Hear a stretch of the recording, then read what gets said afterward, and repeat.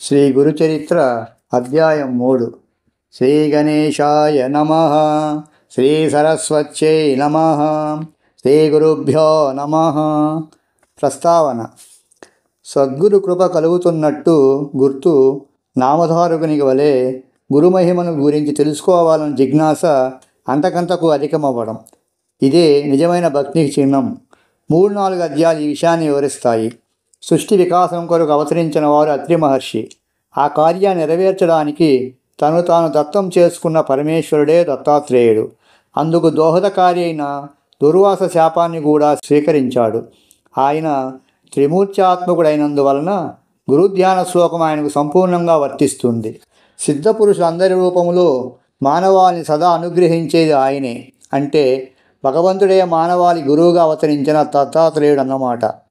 అందుకే దత్తావతారాలైన శ్రీపాద వల్లభుడు, నృసింహ సరస్వతి, మాణిక్య ప్రభువు, అక్కలకోట స్వామి, షిరిడి సాయిబాబా వంటి సద్గురువులకు స్కాంద పురాణాంతర్గతమైన గురుగీతలోని గురుస్తుతి శ్లోకాలు యథాతథంగా సరిపోతాయి. అట్టివారిని ముముక్షువులు ఆశ్రయించాలని, తదన్యులను కాదని భగవద్గీత 4-34 శ్లోకంలో శ్రీకృష్ణుడు ఆదేశిస్తారు. ముముక్షువు ఇటువంటి దత్తావతారాల చరిత్రలను, బోధనలను శ్రద్ధగా పారాయణ శ్రవణాదులు చేసి శ్రీ దత్తానుగ్రహానికి పాత్రుడవ్వాలి. అప్పుడే తగు రీతిన గురువనుగ్రహం ప్రాప్తిస్తుంది. అందుకే సాయినాథుడు తన భక్తుడైన కుషాభావు చేత శ్రీ గురుచరిత్ర 108 సార్లు పారాయణ చేయించారు. ఆ తరువాతనే అతడు పూర్ణ దత్తావతారమైన సాయినాథు అనుగ్రహానికి పాత్రుడు కాగలిగాడు. కథారంభము. నామధారకుడు నమస్కరించి, ఓ సిద్ధముని, మీరు నా సందేహాలన్నీ తొలగించారు. నాకు గురువు యొక్క యథార్థ తత్వం తెలిసినది. మీకు జయము. ఇంతకు మీ నివాసం ఎక్కడా? మీకు భోజనం ఎలా లభిస్తున్నది అని అడిగాడు. సిద్ధయోగి అతనిని కౌగిలించుకొని ఆశీర్వదించి నవ్వుతూ, నేను ఎప్పుడూ శ్రీ గురుని చెంతనే ఉంటాను. శ్రీ గురుస్మరణమే నాకు ఆహారము, వారి మహిమయే నాకు అమృతతుల్యమైన పానీయము. ఈ శ్రీ గురుచరిత్ర గ్రంథము శ్రవణం చేస్తుంటే భుక్తి ముక్తి శీఘ్రంగా లభిస్తాయి. పరిశుద్ధులై దీనిని 7 రోజులలో పారాయణ లేక శ్రవణం చేసిన వారి పాపాలు నశించి సంతానము, ధనధాన్యాలు, దీర్ఘాయువు, జ్ఞానము ఎవరు కోరినది వారికి లభిస్తుంది. నిష్కాములకు ముక్తినిస్తుందని చెప్పి తమ వద్దనున్న గ్రంథం చూపారు.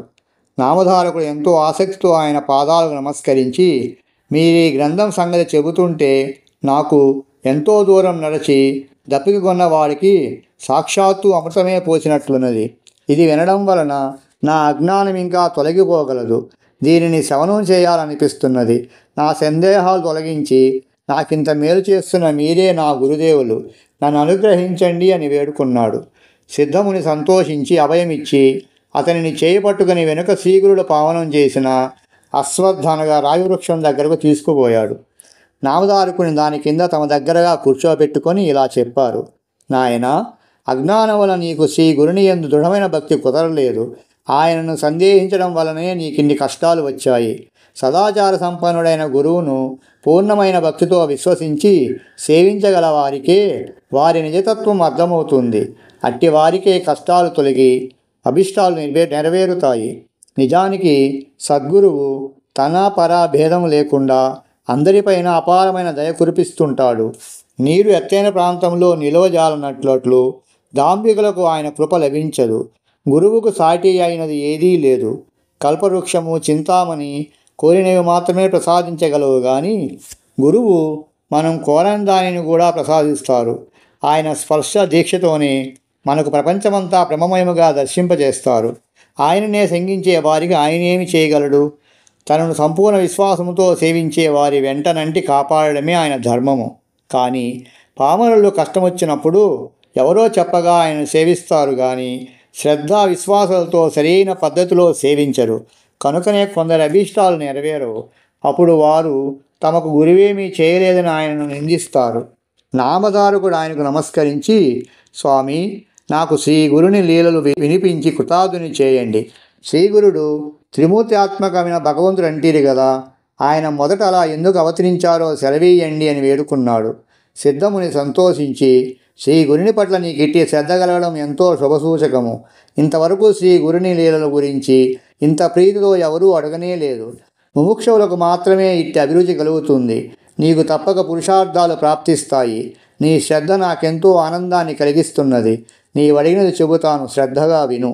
జగత్తుకు మూల కారణమైన భగవంతుడు మొదట అనేక మవ్వాల్ని సంకల్పించినప్పుడు ఆయన శక్తి త్రిగుణాత్మకంగా మారి బ్రహ్మ విష్ణు మహేశ్వర రూపం ధరించింది. వాటిలో రజోగుణము ప్రకోపించినప్పుడు సృష్టికర్త అయిన బ్రహ్మరూపములో ఆ శక్తి సర్వాన్ని సృష్టించింది. సత్వగుణము బలీయమై విష్ణు రూపములో సర్వాన్ని పాలిస్తుంది. తమోగుణం బలీయమైనప్పుడు అదే మహేశ్వరుడై సర్వాన్ని సంహరిస్తుంది. అంతేగాని నిజానికి ఆ ముగ్గురికి భేదమే లేదు. పూర్వము సూర్యవంశానికి చెందిన అంబరీషుడనే రాజు నిరంతరము హరిచింతన అతిథి సేవతలతో పాటు దృఢమైన నిష్ఠతో ఏకాదశి వ్రతం ఆచరించేవాడు. ఒకరోజు ద్వాదశి తిథి ఒక గడియ మాత్రమే ఉందనగా దుర్వాస మహర్షి శిష్య ప్రశిష్యులతో కలిసి అతని వద్దకు వచ్చారు. అంబరీషుడు ఆయనను పూజించి త్వరగా అనుష్ఠానం పూర్తి చేసుకుని భోజనానికి రమ్మని ప్రార్థించాడు. అప్పుడు ఆ మహర్షి స్నానానికి నదికి వెళ్ళి పారణ సమయం అనగా ద్వాదశి నాడు సూర్యోదయమైన తర్వాత 1:30 గంటల లోపల పూజ ముగించి ప్రసాదం భుజించాలన్నదే పారణ నియమం. పాలన సమయం మీరిపోతున్నా కానీ రాకుండా ఆలస్యం చేయసాగారు. తిథి మించిపోతే అంబరీషునికి వ్రతభంగం అవుతుంది. అలా అని అతడు భోజనం చేస్తే అతిథిని అలక్ష్యం చేసినట్లవుతుంది. అందుకని అతడు ఆ రెండింటినీ పరిరక్షించుకోదలచి కొద్ది తీర్థం మాత్రం త్రాగాడు. ఇంతలో దుర్వాసుడొచ్చి కోపించి, రాజా, నీవు నానా యోనుల్లో జన్మింతువుగాక ఆయన శపించాడు. అంబరీషుడు భయపడే శ్రీహరిని శరణు పొందాడు. అప్పుడు ఆయన సాక్షాత్కరించి దుర్వాసునితో, మహర్షి, నా భక్తుడు నీ శాపాన్ని భరించలేడు. అతనిని రక్షించడం నా ధర్మము. అయినా మహర్షులైన మీ శాపం వ్యర్థం కాకూడదు కనుక ఆ శాపాన్ని నాకు వర్తింపజేయి అన్నారు. అలాగైనా శ్రీహరి తిరిగి తిరిగి అవతరిస్తూ లోకోపకారం చేయగలని తలచి సంతోషించి దుర్వాసుడు, విశ్వాత్మ, మీ గురించి తపస్సు చేస్తున్న యోగులకు ప్రత్యక్ష దర్శనం ఇవ్వడానికి, జంతుయోగంలో జన్మించిన పాపను ఉద్ధరించడానికి మీరు భూలోకంలో ఎప్పుడూ అవతరిస్తూ ఉండండి అన్నారు. అందువల్లనే విష్ణువు మత్స్యాది అవతారాలు ఎత్తాడు. కానీ వాటిలో కొన్ని గుప్తంగా ఉండి ఉత్తమ తపస్సులకు మాత్రమే తెలుసుకున్న సాధ్యమవుతాయి. ఇట్టి అవతారాలలో ఒకటి దత్తాత్రేయుడు. ఈయన అత్రి అనసూయలకు జన్మించాడు. శ్రీదత్తాయ గురవే నమః. శ్రీ శ్రీపాదవల్లభాయ నమః. శ్రీ నృసింహ సరస్వత్యై నమః.